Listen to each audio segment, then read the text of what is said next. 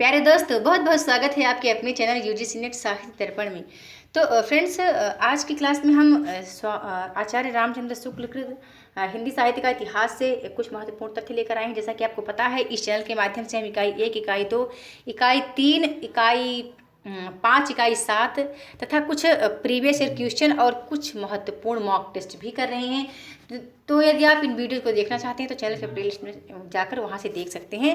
और यदि आप मेरी वीडियो को पहले बार देख रहे हैं तो चैनल को सब्सक्राइब कर लीजिए। ओके, चलिए चलते हैं आज की क्लास की ओर। आज की क्लास प्रारंभ करने से पहले मैं आपको कुछ बता देना चाहती हूँ फ्रेंड। जैसा कि आपको पता है, मॉर्निंग शिफ्ट में जो मेरी वीडियो होती है उसमें मैं आपसे 3 प्रश्न करती हूँ। प्लीज़ आप उन प्रश्नों को सुन लीजिए। उम्मीद करती हूँ कि कमेंट बॉक्स में आप इसका जवाब जरूर देंगे। पहला प्रश्न है, रामायण महानाटक किसने लिखा है? पहला प्रश्न है, रामायण महानाटक किसने लिखा है? दूसरा प्रश्न है, गुरुमुखी लिपि में रामायण किसने लिखी है? गुरुमुखी लिपि में रामायण किसने लिखी है? फिर हमारा तीसरा प्रश्न है कि तुलसीदास जी की भक्ति किस प्रकार की थी? तुलसीदास जी की भक्ति किस प्रकार की थी? चलिए चलते हैं आज अपनी क्लास की ओर। हम देखते हैं अग्रदास जी को।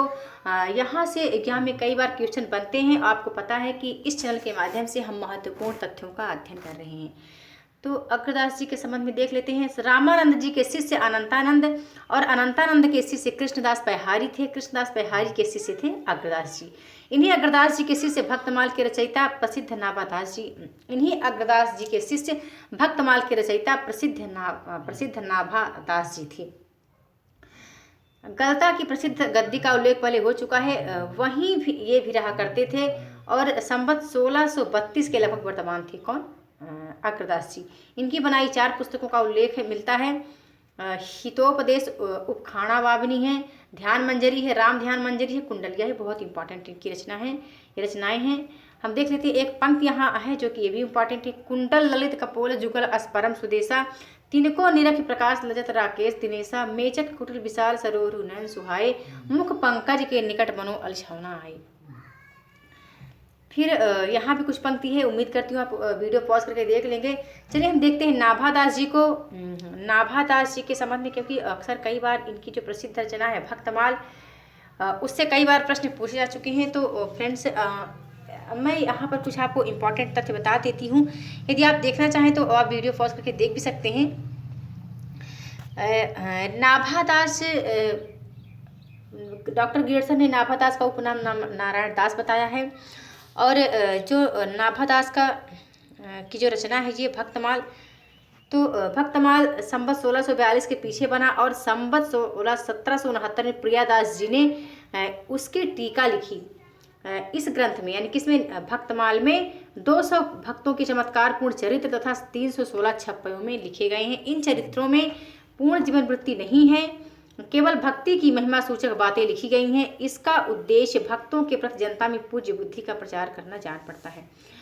वह उद्देश्य बहुत अंशों में सिद्ध भी हुआ है। आज उत्तरी भारत के गांव-गांव में साधु वेशधारी पुरुषों के शास्त्रार्थ विद्वानों और पंडितों से कहीं बढ़कर जो सम्मान और पूजा प्राप्त करते हैं, वह बहुत कुछ भक्तों की करामातों और चमत्कारपूर्ण वृत्तांतों के सम्यक विचार से। यहाँ एक कथा आती है और प्रसिद्ध भी है कि नाभादास जी को कुछ लोग डोम बताते हैं, कुछ छत्री। ऐसा प्रसिद्ध है कि एक बार गोस्वामी तुलसीदास जी से मिलने काशी गए। कौन? नाभादास जी जाते हैं तुलसीदास जी से मिलने काशी। उस समय गोस्वामी जी ध्यान में थे, इससे ना मिल सके। नाभादास जी उसी दिन वृंदावन गए। ध्यान भंग होने पर गोस्वामी जी को बड़ा खेद हुआ और वे तुरंत नाभादास जी से मिलने वृंदावन चले गए। नाभा जी के यहाँ वैष्णवों का भंडारा था, जिसमें गोस्वामी जी बिना बुलाए पहुँचे। गोस्वामी जी यह समझकर कि नाभा जी ने मुझे अभिमानी समझा हो, मतलब ये सोचते हैं गोस्वामी जी ने यह समझ लिया कहीं नाभादास जी ने मुझे अभिमानी न समझा हो। सबसे दूर एक किनारे बुरी जगह बैठ गए। नाभा जी ने जानबूझकर उनकी ओर ध्यान न दिया। भोजन जब परसने का समय होता है, उस समय कोई पात्र नहीं मिलता जिसे गोस्वामी जी को खीर दी जाए। यह देखकर गोस्वामी जी एक साधु का जूता उठा लाए और बोले, इससे सुंदर पात्र मेरे लिए और क्या होगा। इस पर नाभा जी उठ खड़े होकर उन्हें गले लिया और गदगद हो गए। ऐसा कहा जाता है कि तुलसी के संबंध में इन्होंने एक छप्पर भी लिखा है। कल कुटिल जीव तुलसी भय, वाल्मीकि अवतार धर। ये पंक्ति इंपॉर्टेंट है, क्या में 1-2 बार आई भी है। यह वृत्तांत कहाँ तक ठीक है नहीं कहा जा सकता, क्योंकि गोस्वामी जी खान पान का विचार रखने वाले स्मार्ट वैष्णव थी। और तुलसीदास के संबंध में नाभादास जी ने भक्तमाल में भी लिखा है, यह छप्पा देखने को मिलता है।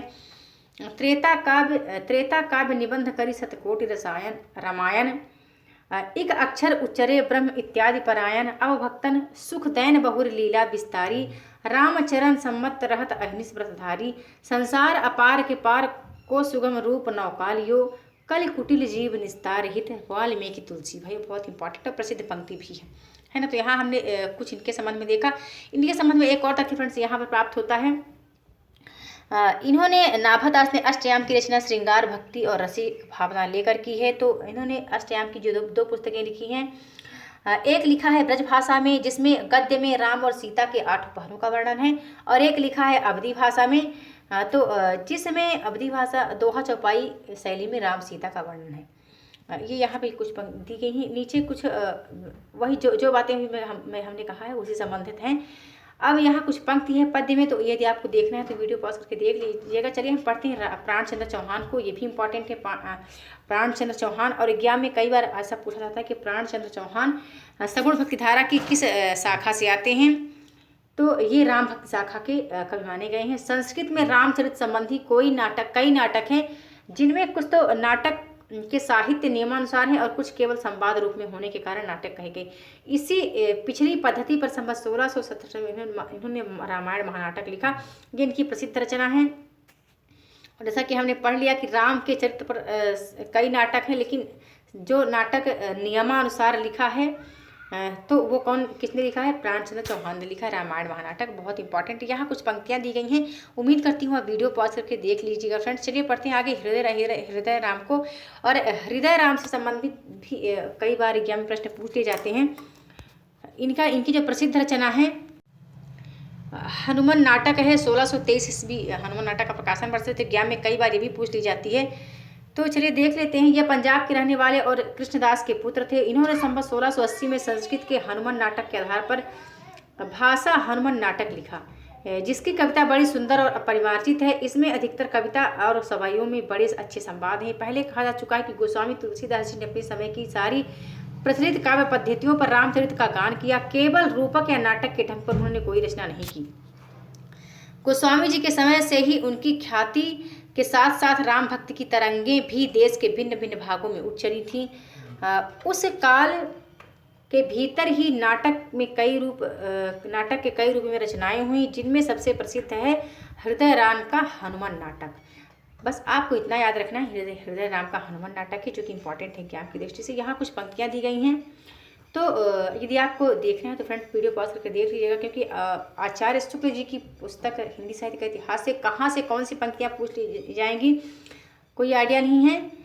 बस ये है कि हम प्रीवियस प्रश्नों को उठाकर देखते हैं, यदि उनसे रिलेटेड जितनी भी पंक्तियाँ मिलती हैं हम उन्हीं का अध्ययन करते हैं, और उन्हीं में से हाँ कुछ आते भी हैं। तो बस आज की वीडियो में बस इतना ही। जल्द मिलती हूँ अपने नेक्स्ट वीडियो में न्यू टॉपिक के साथ। तो आपको फ्रेंड्स आज की वीडियो कैसी लगी? वीडियो देखने के लिए बहुत बहुत धन्यवाद।